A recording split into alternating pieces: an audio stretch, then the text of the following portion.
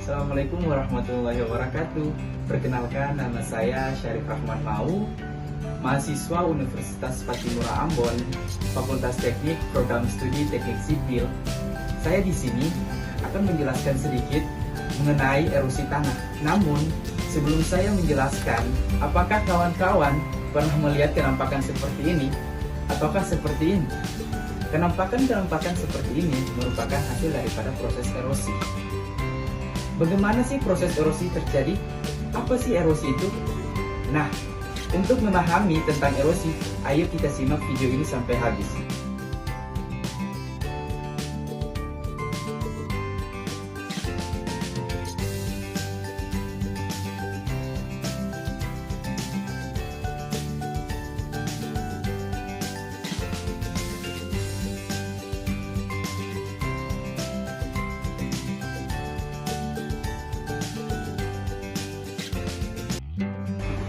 Baik, saya akan menjelaskan tentang proses terjadinya erosi dan apa sih erosi itu.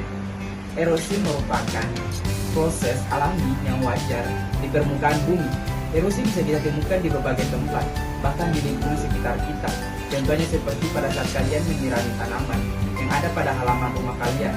Nah, biasanya ada partikel-partikel tanah yang terbawa oleh aliran air.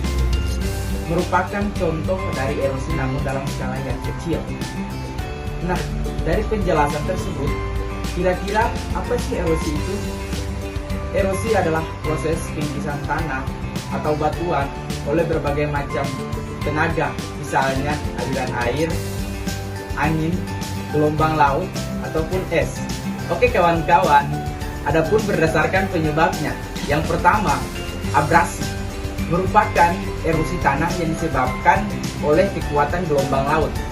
Yang kedua, eksarasi, merupakan erosi tanah yang disebabkan oleh glasier atau es. Yang ketiga, defleksi, merupakan peristiwa erosi tanah yang disebabkan oleh angin.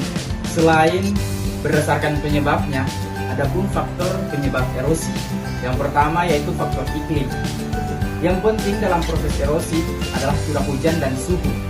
Karena curah hujan dan suhu tidak banyak berbeda dengan tempat lain yang berdekatan, maka pengaruh iklim terhadap sifat-sifat tanah baru dapat terlihat jelas bila dibandingkan dengan daerah yang berjauhan dan mempunyai iklim yang berbeda nyata. Yang kedua adalah faktor topografi.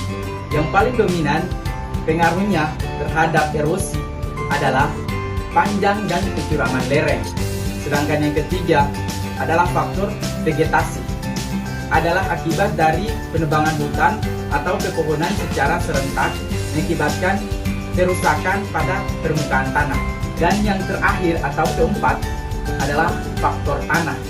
Faktor tanah merupakan erosi dengan tekstur, struktur, bahan organik, kedalaman, sifat lapisan tanah, dan sifat